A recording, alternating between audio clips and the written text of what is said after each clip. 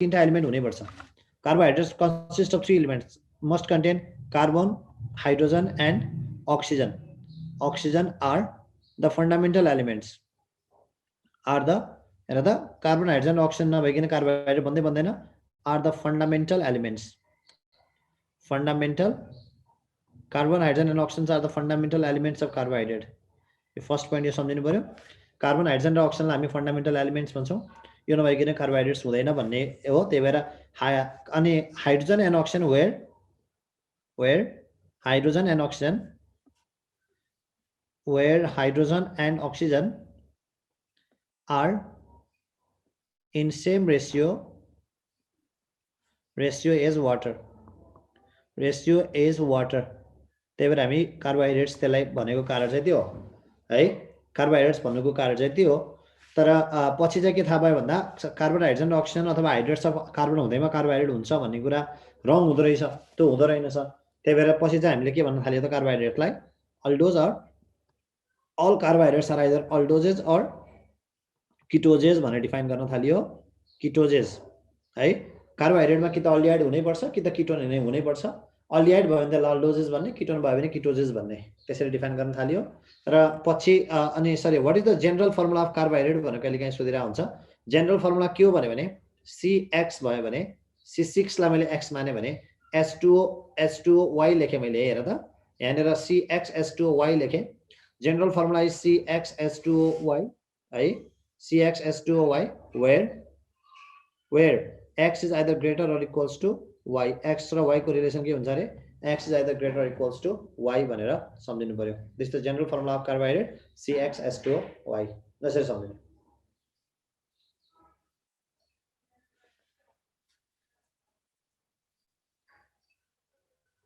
All carbohydrates can be represented by a common general formula CXH2OY.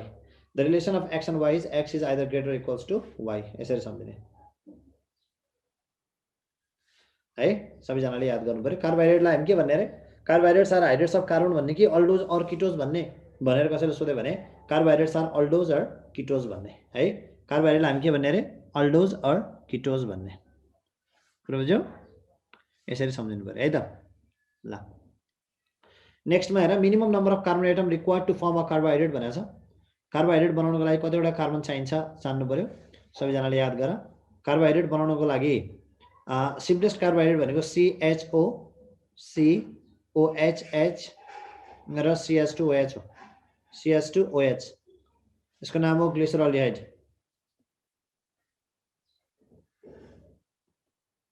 यसो glyceraldehyde हो यो. र CH2OH C double bond O अनि CH2OH यसको नाम हो डाइहाइड्रोक्सी एसिटोन.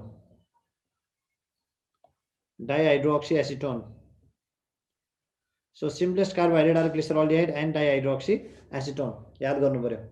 दुईटा कार्बोहाइड्रेटलाई हामी सिम्पलेस्ट कार्बोहाइड्रेट भन्छौँ. यसको सिम्पलेस्ट कार्बोहाइड्रेट आर भन्यो भने डाइहाइड्रोक्सी एसिटोन एन्ड ग्लिसरल्डिहाइड लेख्न सक्छौ तिमीहरू. जसमा कतिवटा कार्बन छ दुईटामा एक्चुअली हेर त. एउटा दुईटा तीनटा कार्बन छ. So minimum number of carbon atom required to be carbohydrate is 3 भन्ने.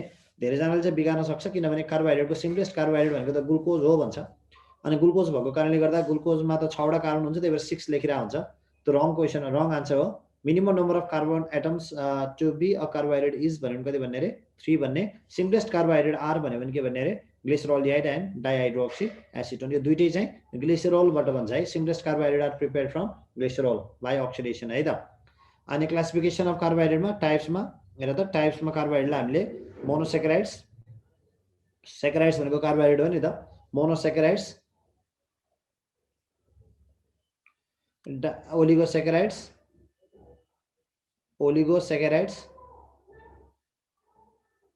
मोनोसेकेराइड्स, ओलिगोसेकेराइड्स र पोलिसेकेराइड्स भनेर डिफाइन गर्ने गर्छौँ. हेर त. Monosaccharides does not undergo hydrolysis है. Does not undergoes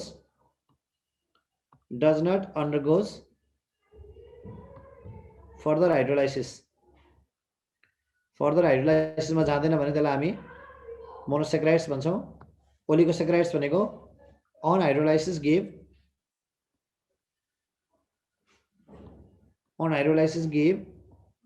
2 to 10 monosaccharides. Monosaccharides भयो भने ओलिगोसेकेराइड्स भन्ने र पोलिसेकेराइड्स भनेको अन हाइड्रोलाइसिस गिभ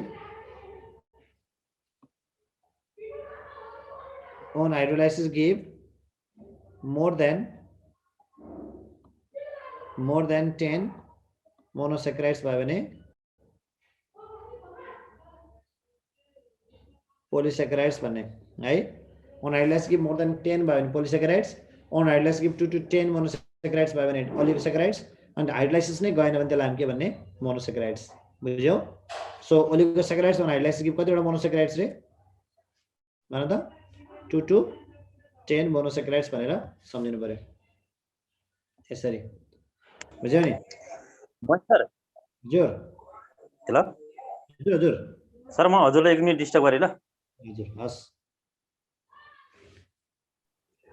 एउटा सूचना सुन्नुहोस् अहिले यो सिएन ग्रुप जो एमबीबीएस को तयारी गरिरहनु भएको छ यहाँबाट धेरै विद्यार्थीको ले जस्तै अहिले पढ्न चाहिँ एमबीबीएस को ग्रुपमा बसेर पढिरहेको तर एजीको एक्जाम पनि दिन चाहने विद्यार्थीहरू जो छन् त्यहाँ चाहिँ म्याथ र इङ्ग्लिसको क्लास भएको छैन यदि तपाईँ एमबीबीएस को ग्रुपमा बसेर पढे तापनि एजीको एक्जाम दिन चाहनुहुन्छ र म्याथ र इङ्ग्लिसको क्लास लिन चाहनुहुन्छ भने आउने यही 28 गते बुधबारदेखि हामीले नेममा म्याथ र इङ्ग्लिसको 1.5 घण्टाको फिजिकल क्लास र पछाडि क्वाड सेसन भन्दा पनि क्लास राख्छौँ 12 बजेदेखि 1.5 घण्टाको इङ्ग्लिस र म्याथको क्लास हुने छ भने बाँकी त्यस पछाडि त्यो सकेपछि कति टाइम राख्ने सायद 1.5 घण्टाको अर्को क्वाड सेसन पनि हुन्छ त्यही म्याथ र इङ्ग्लिसको करिब करिब हामीले 15 दिन जति त्यो क्लास गर्दैछौँ र जो इन्ट्रेस्टेड हुनुहुन्छ अहिले एमबीबीएसको ग्रुपमा बसेर पढे तापनि एजीको एक्जाम पनि दिने मन छ र म्याथ र इङ्ग्लिस पढ्न पाउनु भएको छैन भने ती विद्यार्थीहरू नेममा सम्पर्क गर्न सक्नुहुनेछ क्लास चाहिँ 28 गते बुधबारदेखि हुनेछ हस् सर हस् धन्यवाद ल ओके डाइसेकेराइड्स भनेपछि दुईटा मोनोसेकेराइड्स दिनु पर्यो है डाइसेकेराइड्सले कतिवटा मोनोसेकेराइड्स दिनु पर्यो दुईटा इक्जाम्पल्सहरुमा माल्टोज हेर त माल्टोजलाई इन्जाइम माल्टेजले हाइड्रोलाइसिस गर्छ है यो इन्जाइम पनि कहिलेकाहीँ सोधिराखेको हुन्छ बायोलोजीतिर माल्टोजलाई माल्टेज भन्ने इन्जाइमले हाइड्रोलाइसिस गर्छ र यसले के दिन्छ भने यसले दिन्छ glucose plus glucose so maltose on hydrolysis gives 2 molecule of glucose भनेर सम्झिनु पर्यो है त ल्याक्टोजलाई ल्याक्टेज भन्ने इन्जाइमले हाइड्रोलाइसिस गर्छ है ल्याक्टेज भन्ने इन्जाइमले हाइड्रोलाइसिस गरेर के दिन्छ ग्लुकोज प्लस ग्यालेक्टोज दिन्छ हेर त ग्लुकोज प्लस ग्यालेक्टोज दिन्छ र सुक्रोजलाई इन्भर्टेज भन्ने इन्जाइमले हाइड्रोलाइसिस गर्छ इन्भर्टेज भन्ने इन्जाइमले हाइड्रोलाइसिस गर्छ र के दिन्छ ग्लुकोज प्लस फ्रुक्टोज दिन्छ के दिन्छ रे भन त ग्लुकोज प्लस फ्रुक्टोज यो ग्लुकोज प्लस फ्रुक्टोज को इक्विमोलर मिक्सचर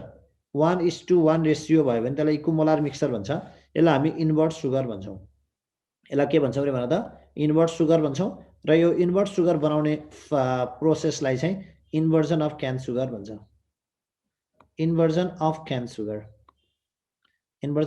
सुगर भन्छ इन्भर्ट सुगर बनाउने प्रोसेसलाई हामी के भन्छौं रे इन्भर्जन अफ क्यान सुगर भन्छौं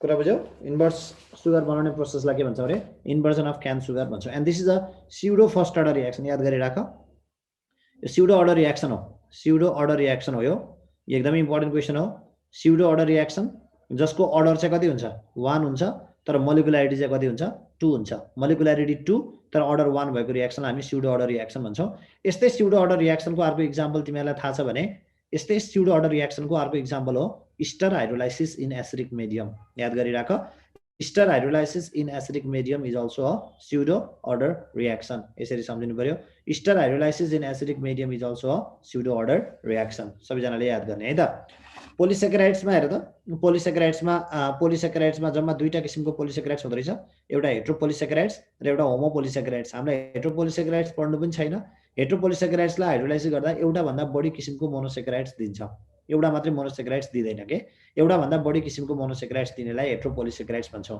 एक्जाम्पल्सहरुमा तिमीहरुले रेजिन्सहरु हेट्रोपोलिसेकेराइड्स भित्र पर्छ रेजिन्सहरु अनि गरे तिम्रो कोन्ड्रिनहरु अनि हेपेरिन हेरोडिनहरु gum etcetera these all are heteropolysaccharides हो यसमा धेरै टेन्सन लिनु परेन किनभने हेट्रोपोलिसेकेराइड्स हाम्रो सिलेबसमा छैन हामीलाई जान्नु छ होमोपोलिसेकेराइड्स होमोपोलिसेकेराइड्स भनेको on hydrolysis give only one types of monosaccharides हेर त on hydrolysis gives only one types of monosaccharides, only one types of monosaccharides दियो भने homopolysaccharides भन्छौँ यसलाई, only one types of monosaccharides. example सम्झिनु पर्यो. स्टार्च सबैजनाले जान इडिबल कार्बोहाइड्रेट पनि भन्ने गरिन्छ यसलाई, और डाइजेस्टिबल कार्बोहाइड्रेट पनि भन्ने गरिन्छ. स्टार्चलाई इज also called amylum भन्ने गरिन्छ. स्टार्चलाई हामी के पनि भन्छौँ रे, amylum भन्ने गरिन्छ. amylum on hydrolysis यसले के दिन्छ भन त, on hydrolysis gives alpha glucose. यो सम्झिनै पर्छ सबैजनाले, अल्फा ग्लुकोज. अनि स्टार्चबाट अल्फा ग्लुकोज बन्ने प्रोसेसलाई हामी के भन्छौँ, द प्रोसेस इज कल्ड सैकराइजेसन. यो पनि इन्ट्रान्समा खूब धेरै सोध्ने क्वेसनमा पर्छ. पोलिसेकेराइड्सलाई मोनोसेकेराइड्स बनाउने प्रोसेसलाई हामी के भन्छौँ, सैकराइजेसन भन्छौँ, और सैकरिफिकेसन भन्छौँ है. सेलुलोज भनेको मोस्ट एबन्डेन्ट अर्ग्यानिक कम्पाउन्ड हो. यो it's a most abundant organic compound is cellulose. Organic compound भन्यो भने सेलुलोज हो है. Most abundant organic compound is cellulose. Cellulase भन्ने इन्जाइमले केमा लैजान्छ, on hydrolysis gives beta glucose. याद गरिराख, सेलुलोजलाई हाइड्रोलाइसिस गर्दाखेरि के बन्ने रहेछ, बिटा ग्लुकोज बन्ने रहेछ. सेलुलोजले बिटा ग्लुकोज बनाउने रहेछ, स्टार्चले अल्फा ग्लुकोज बनाउने रहेछ है. याद गर्नु पर्यो सबैजनाले. Inulin is the only polysaccharides of fructose. हेर त, इट इज नट इन्सुलिन है, don't get confuse. Insulin is a protein है, इन्सुलिन चाहिँ प्रोटिन हो, तर इनुलिन चाहिँ पोलिसेकेराइड्स हो. याद गर्ने झुकेला है फेरि. Insulin is a protein, inulin is the only पोलिसेकेराइड्स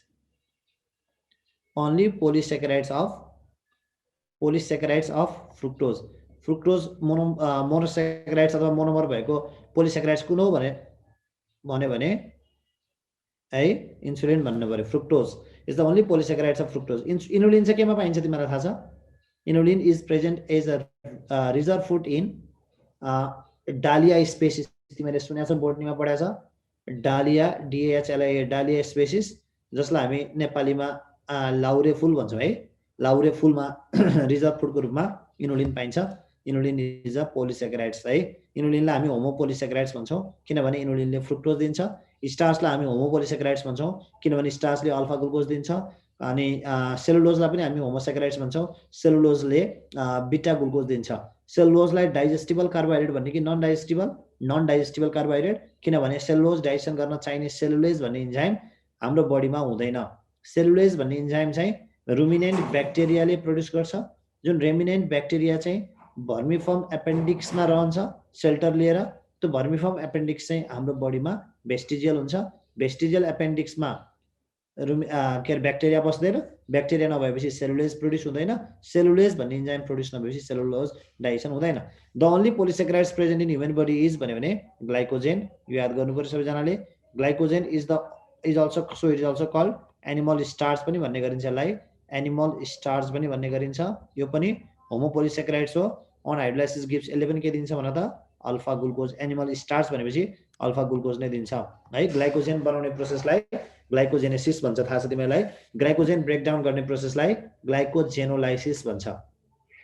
त्यो चाहिँ ग्लाइकोजेन ब्रेकडाउन चाहिँ जेनरली स्टारभेसनहरूको पिरियडमा हुने गर्छ. हामीले 2-4 दिन खान नपाएको अवस्था आयो भने ग्लाइकोजेन्सहरू ब्रेकडाउन हुन्छ, इनर्जी दिन्छ. ग्लाइकोजेन सकिसक्यो, अब इनर्जी दिएर सकियो, अझै धेरै दिन खान पाइएन भने त्यतिखेर नन कार्बोहाइड्रेट सोर्सहरू पनि ब्रेकडाउन हुन्छ. तिमीलाई थाहा छ, नन कार्बोहाइड्रेट सोर्सहरू जस्तै लिपिड्सहरू अनि किटोन बडिजहरू पनि ब्रेकडाउन हुन्छ र इनर्जी हाम्रो शरीरलाई प्रोभाइड गर्छ. तर बी केयरफुल, नन कार्बोहाइड्रेट सोर्सहरू पनि ब्रेकडाउन भएर केमा चेन्ज हुन्छ थाहा छ? ग्लुकोजमा चेन्ज हुन्छ. किनभने स्टारभेसनमा हाम्रो बडीले ग्लुकोज बाहेक केही पनि एब्जर्भ गर्न सक्दैन. त्यही भएर त्यो conversions of non carbohydrate source into ग्लुकोजलाई के भन्छ? यो बोटनीमा खूब सोध्छ, त्यसलाई ग्लुकोनियोजेनेसिस भन्छ. के भन्छ भन त? ग्लुकोनियोजेनेसिस. याद गर, the process of converting lipids into glucose is भन्यो भने के भन्ने? Process of converting lipids into glucose is भन्यो भने ग्लुकोनियोजेनेसिस भन्ने. द प्रोसेस अफ कन्भर्टिङ के अरे ग्लाइकोजेन इन्टु ग्लुकोज भन्यो भने के भन्ने ग्लाइकोजेनोलाइसिस भन्ने ग्लाइकोजेन ब्रेकडाउन हुने प्रोसेसलाई चाहिँ ग्लाइकोजेनोलाइसिस भन्छ तर अरु नन कार्बोहाइड्रेट सोर्स ब्रेक भयो भने चाहिँ त्यसलाई ग्लुकोनियोजेनेसिस भन्छ त्यो पनि याद गर्नु पर्यो तिमीहरूले है सबैजनाले यहाँनिर मैले मोलिस टेस्ट भन्ने एउटा पोइन्ट राखेको छु Molisch test is a test of all carbohydrate give this test है all carbohydrate give this test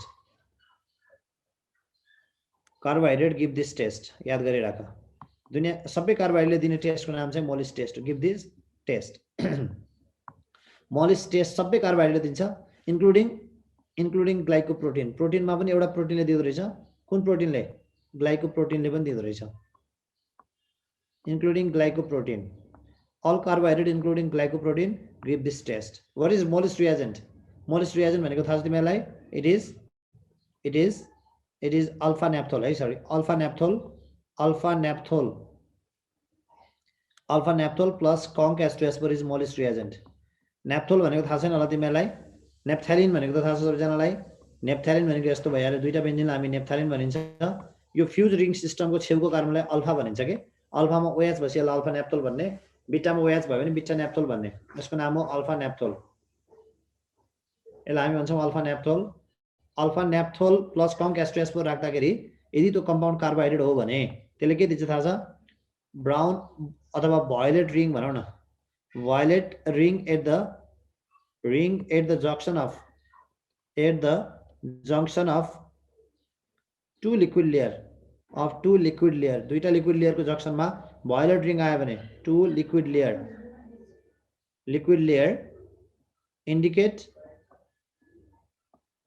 indicate the presence of carbohydrate है indicate the presence of carbohydrate सबैजनाले सम्झिनु पर्यो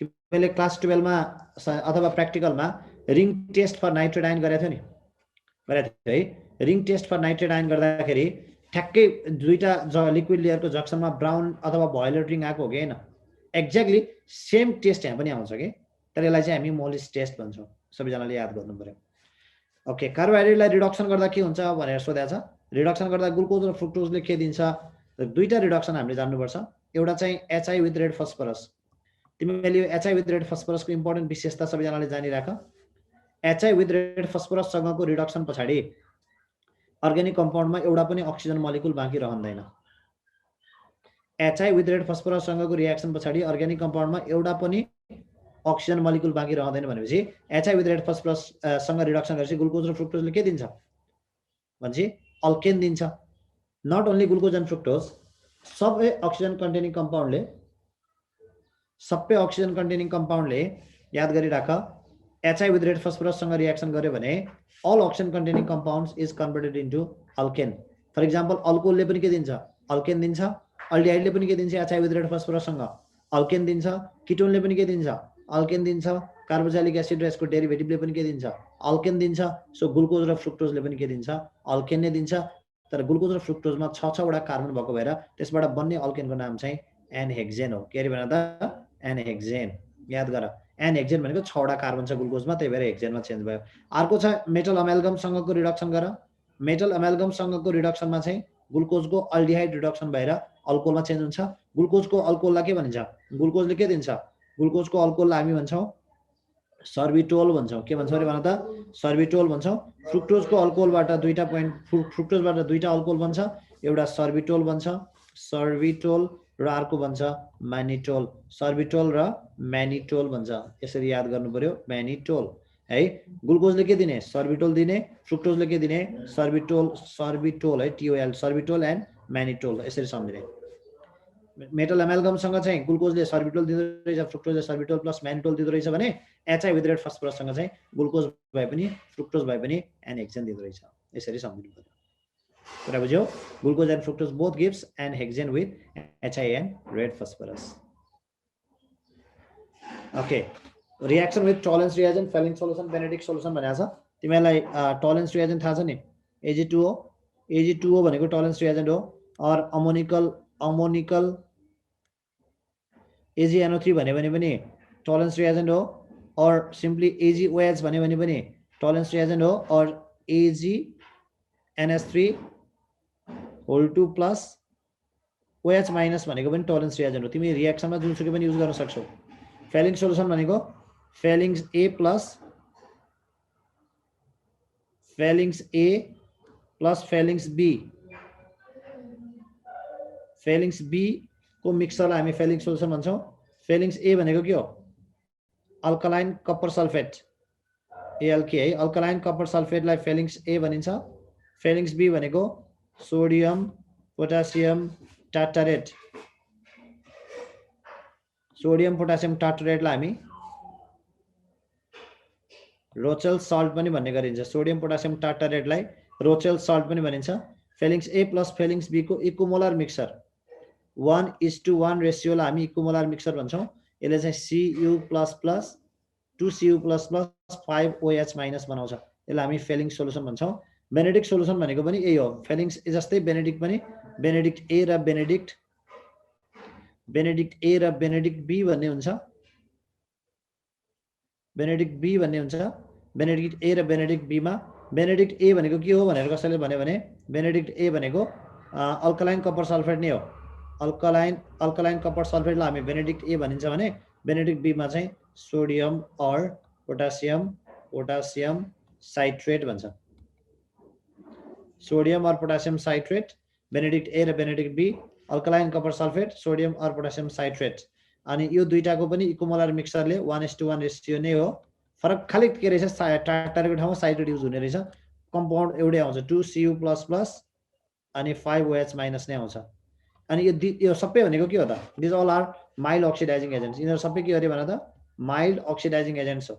माइल्ड अक्सिडाइजिङ एजेन्ट भएको कारणले गर्दा जस्तै CHO भनेको ग्लुकोज भयो, हेर त CHOH4 र CH2OH भनेको ग्लुकोज भयो। हेर यो ग्लुकोजलाई अब अक्सिडेसन गर विथ माइल्ड अक्सिडाइजिङ एजेन्ट, यसले के गर्छ त भन्दा यो CHO लाई चाहिँ अक्सिडेसन गरेर एसिड बनाइदिन्छ। हेर त COOH, CHOH4 र CH2OH दिइदिन्छ। यो ग्लुकोजको एसिडलाई हामी के भन्छौँ थाहा छ तिमीहरूलाई? ग्लुकोनिक एसिड भन्छौँ। के भन्छौँ भन त? ग्लुकोनिक एसिड भन्छौँ। सो ग्लुकोजलाई माइल्ड अक्सिडेसन टोलेरेन्स फेलिङ्स र बेनेडिक्ट टेस्टसँग गर्यो भने यसले के दिन्छ? ग्लुकोनिक एसिड दिन्छ। अनि तिमीलाई थाहा छ टोलेरेन्स टेस्टले के दिन्छ? 2 को सिल्भर मिरर PPT दिन्छ। हेर त 2 को साइनी सिल्भर मिरर PPT दिन्छ। अनि फेलिङ्स र बेनेडिक्टमा चाहिँ Cu2O को ब्रिक रेड कलर दिन्छ। कस्तो कलर दिन्छ अरे भन त? ब्रिक रेड कलर दिन्छ अथवा रेडिस ब्राउन कलर दिन्छ। यो सबैजनाले जान्नु पर्यो है।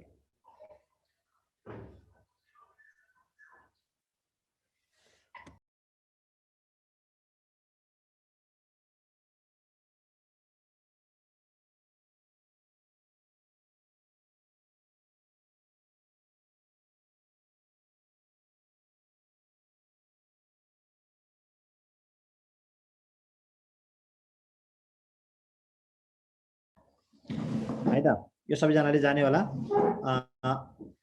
जसले टोलेरेन्स फेलिङ्स र बेनेडिक्ट टेस्ट दिन्छ त्यस्तो सुगरलाई हामी के भनिन्छ? अलिकति म सुगरको क्लासिफिकेसन सिकाइदिन्छु है तिमीहरूलाई।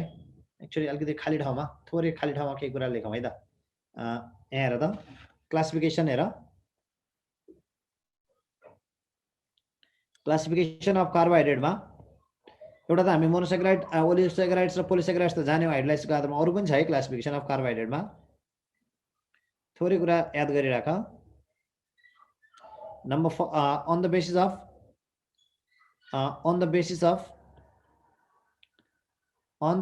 of taste and solubility, taste र सोलुबिलिटीको आधारमा हामीले दुई भागमा डिभाइड गर्छौँ। एउटा सुगर भन्छौँ, एउटा नन सुगर भन्छौँ। सुगर र नन सुगर भनेर सम्झिने। सुगर र नन सुगर कसरी सम्झिने भन्दा सुगर भनेको चिनी हो, चिनी। नन सुगर भनेको चामल भनेर सम्झिने कि सुगर भनेको चिनी, नन सुगर भनेको चामल। चिनी र चामल भनेर सम्झिने है। चिनी कस्तो हुन्छ भन त? गुलियो हुन्छ, स्वीट इन टेस्ट भयो। चिनी गुलियो हुन्छ। चिनी पानीमा घुल्छ कि घुल्दैन? पानीमा घुल्छ। सो सोलुबल इन वाटर भयो। Sweet in taste, soluble in water. Sweet in taste, soluble in water. र चिनी कस्तो हुन्छ? क्रिस्टल हुन्छ कि एमर्फस हुन्छ त भन त? क्रिस्टलाइन हुन्छ। बुझ्यौ नि? क्रिस्टलाइन हुन्छ, त्यसलाई हामी चिनी अथवा सुगर भन्छौँ। सुगरको इक्जाम्पलमा के पर्छ भने all monosaccharides and all monosaccharides and all monosaccharides and disaccharides. Okay, all monosaccharides and oligosaccharides भनिन्छ है. Oligosaccharides are sugars. सबै मोनोसेक्राइड ओलिगोसेक्राइडलाई हामी सुगर भन्छौँ. नो एक्सेप्सन है, यसमा कुनै पनि एक्सेप्सन छैन सुगरमा. याद गर्नु पर्यो. नन सुगरको डेफिनेसन ठ्याक्कै उल्टो बनाऊ. नन स्वीट, नन सुगर भनेको non sweet, insoluble in water, insoluble in water and crystalline. Sorry, amorphous. AMORPHOUS, amorphous. अनि नन सुगर भित्र के पर्छ? एक्जाम्पल पोलिसेक्राइड्स.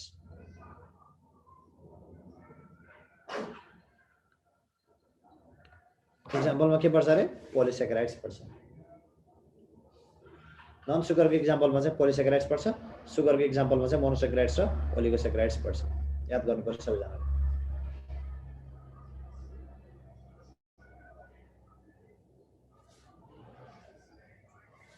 बुझिन्छ है? त्यस्तै गरेर अर्कोमा एउटा जाउँ. on the basis of reduction properties, on the basis of reduction properties को आधारमा, reduction properties को आधारमा हामीले दुई भागमा डिभाइड गर्छौं. एउटा reducing sugar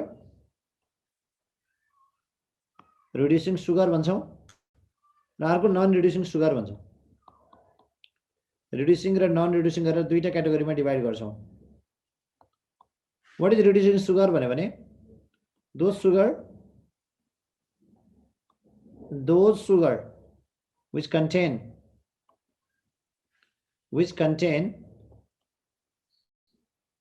free aldehydic group,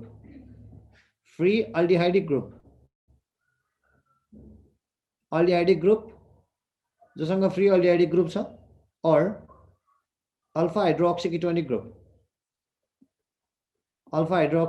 group छ, ketonic group, and can reduce Tollens, Fellings or Benedict solution. यो अल्फा हाइड्रोक्सीकेटोनिक चाहिँ तिमीले कलेजमा पढाएको थिएन है, यसलाई याद गर. खाली अल्डिहाइड मात्रै पढाएको थियो तिमीले. अल्फा हाइड्रोक्सीकेटोन भयो भने त्यसले टोलेन्स टेस्ट, फेलिङ्स टेस्टहरु दिन्छ. Can reduce Tollens, Fellings or Benedict solution are called Tollens, Fellings or Benedict solution are called reducing sugar. Reducing sugar. For example, all mono and disaccharides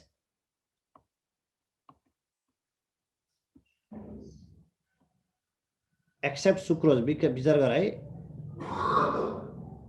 except sucrose. All monosaccharides and disaccharides except sucrose. All monosaccharides and disaccharides except sucrose भनेर सम्झिने. त्यसलाई हामी reducing sugar भन्छौं भने non reducing सुगरमा चाहिँ मैले definition लेख्दिन, sucrose and polysaccharides भनेर सम्झिने. Sucrose and polysaccharides are non reducing sugar. Sucrose and पोलिसेक्राइडलाई हामी के भन्छौं भने नन रिड्युसिङ सुगर भन्छौं है. म डिफरेन्ट सुगरको डिफरेन्ट नामहरु लेख्छु है. सुक्रोजलाई के नामले चिनिन्छ? सुक्रोजलाई तिमी के नामले चिन्छौ?